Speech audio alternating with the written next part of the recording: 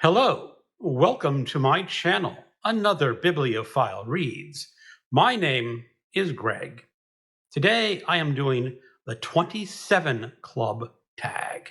It was created by Celeste at Book Bound Weirdo. I am going to have to refrain from giving her Garbogist name because I was introduced to her channel mostly through Garbogist.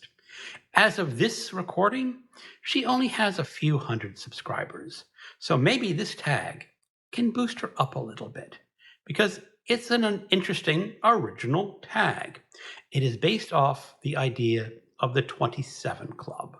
This is when celebrities, actors, musicians die at the age of 27, supposedly because they have made a deal with the devil and their fame only lasts until they're 27.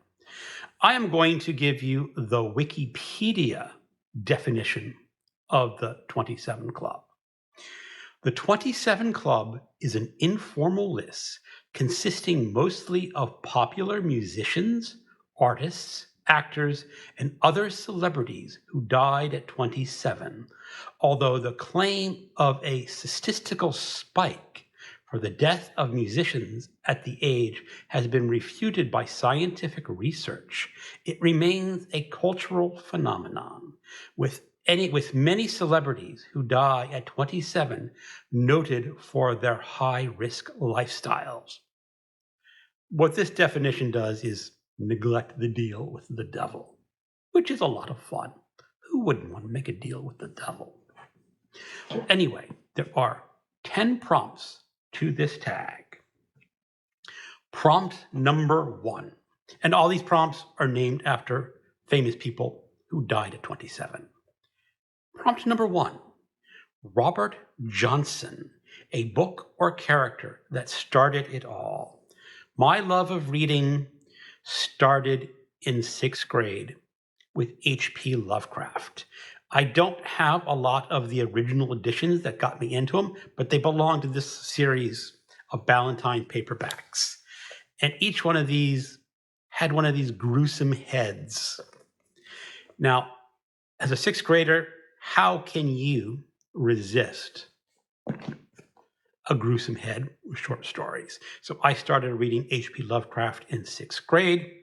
My 6th grade teacher was not amused. She wanted me to read more age-appropriate stories, but I turned down those age-appropriate stories and started loving H.P. Lovecraft because he wrote about monsters and demons and creeping things from the grave and mirrors. Absolutely fabulous. I still love H.P. Lovecraft, even though I'm now pushing 60. Prompt number 2, Janis Joplin, a book that celebrates the beauty of imperfection. Now for this, I am choosing perhaps the most imperfect character in all American literature. If you know this channel, you know what's coming up. A Confederacy of Dunces by John Kennedy Toole. Ignatius Reilly is imperfect in many, many ways. He is morbidly obese. He has an inflated sense of self-worth. He thinks he is much more intelligent than everyone else in the world. He just has to prove it to the rest of the world. But unfortunately for Ignatius, he gets in trouble. His mother owes him money, and Ignatius has to find a job. And now for an obese intellectual who loves medieval philosophy, getting a job is not quite as easy as you would think. An absolutely hilarious novel. And it will make your valve close. Sorry, you have to read the book to understand that. Prompt number 3, Jimi Hendrix, a book that never reads the same twice. The Magus by John Fowles. This was a book that the author started writing in the 50s. He did not publish it until 1966, and he continued to revise it through 1977. It is the story of a young Englishman, Nicholas Earth, who goes to be a school teacher on a Greek island. Now, when I first read this, Nicholas Earth was older than me. I started reading it in high school, and it was something to look up to when you're for a young kid, because of course he meets a beautiful woman on the island. He meets a mysterious man who teaches him about the God game. Then I reread it as an adult when I was older than Nicholas in the story, and my perspective was different, but I still found it equally fascinating. And you can read this book different ways when you're at a different age.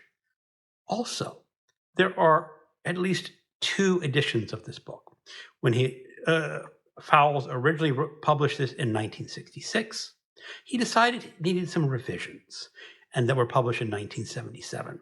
Not major plot points, but some stylistic revisions, and an ending that's a little bit different in the final few pages. So depending on which edition you pick up, you're kind of reading a different book. Prompt number 4, Jim Morrison, a book that explores the themes of death and rebirth. I am going to go with Siddhartha by Hermann Hesse. This is an Indian tale, sort of a retelling of the Buddhist tales, but not quite, because the character Siddhartha, while reliving a thematically similar life to the Buddha in his search of asceticism and spirituality and what it means to die, actually does meet the character of Buddha in this novel. And it is just a great little philosophical novel. Prompt number 5, Amy Winehouse, a book or character that deserves a huge apology from everyone. Now, I am going to list a book that some people don't like anymore. This is Flashman by George MacDonald Fraser. And the reason some people don't like this book anymore is because the character Flashman is very inappropriate. He uses language that would have been acceptable in the age that the story was told in. But nowadays, no, you just don't use that language anymore. And he's a bit of a racist. He is an extreme coward. He is known for being so cowardly that he heroically fights his way to get out of danger. Kind of a contradiction in terms, but yeah, that's George MacDonald. No, that is Flashman. And not only is he, you look at his actions, like he will sacrifice a woman to save himself. You know, not really heroic, but it's hilarious. And Fraser's actually very historically accurate, because Flashman, what takes place in the 19th century, he appears in lots of the major events of the 19th century. In the background, there is an opening to one of his books where he mentions that General Lee lost the Battle of Gettysburg because he listened to me. And that's Flashman. Now, you never really get the story of Gettysburg, but you know that Flashman was not really at Gettysburg. But it's so much fun. Prompt number 6. Brian Jones, a book that is surrounded by conspiracy theories. Now, I'm not going to talk about a book that has a plot of a conspiracy theory, but I'm going to talk about a book that has at least a controversy about the author and how this book was written. Some people believe that The Painted Bird by Jerzy Kosinski was not written by Jerzy Kosinski. They say that he stole a book that was originally written in Polish, or had a ghostwriter write this book for him. People don't know. People claim that Jerzy Kosinski was a big fake, that he was not an authentic writer, that he could not really write himself. He just got other people to write his books and put his name on it. I don't know if that's true or not. But The Painted Bird is the story of a Jewish boy, or maybe a gypsy boy. It's not really clear whether he's Jewish or a gypsy, but it is in 1939, and he has to make his way across World War II landscape in occupied territory.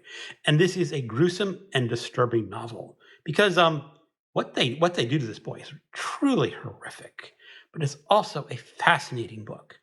Whoever wrote it, it's a great book, and you can read it, and you can debate among yourself with other people. Did Jerzy Kosinski actually write this book? Prompt number 7, a book that contributed to the popularization of its genre. 1930, Dashiell Hammett published The Maltese Falcon. It really solidified the detective novel, the hard-boiled detective novel. And it is one of the greatest achievements of that genre, in my opinion. Absolutely great book. It's the story of Sam Spade. Now, there is only one Sam Spade novel, and that is The Maltese Falcon. Dashiell Hammett did write some other great detective novels of the continental up. I don't know which one's better. They're all pretty good, but The Maltese Falcon definitely is a foundation of the detective novel. Prompt number 8, Pete Ham, a book that challenges the notion of loyalty.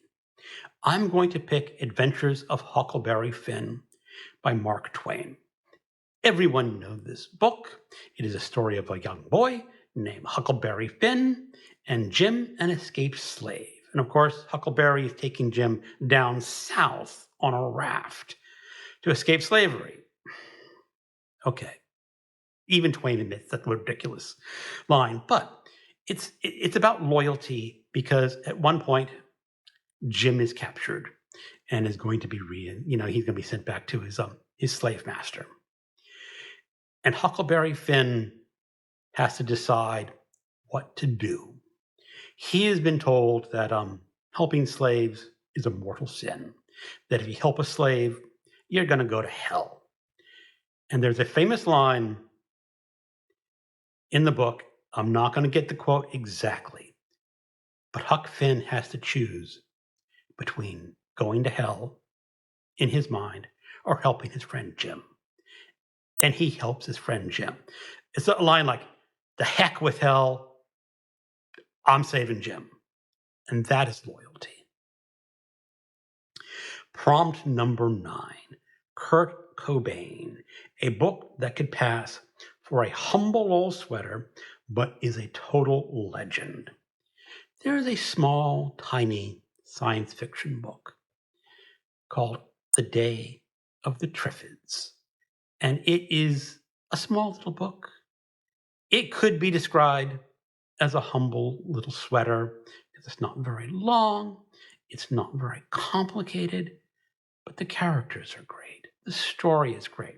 It has perhaps one of the best openings in science fiction because the man is lying in bed. He has been blinded temporarily. He knows it's Wednesday, but it sounds like Sunday.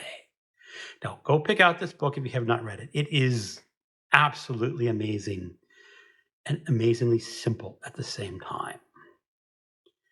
Prompt number 10, tag some people. Well, I'm going to tag 2 of my buddies, Alan at Big Hard Books and Classics, and Bad at Bad is Rad 2. I am also going to tag Steve Donahue because I don't think he's been tagged in this yet. And if he does not get tagged in things like this, he feels it. He feels like you're not paying attention to him. So, Steve, you are tagged. And I'm going to be tagging Michael K. Vaughan because I have not tagged him in a long time. And I'd be interested to see what Michael Cobain thinks about this. So anyway, thank you for watching and keep on reading.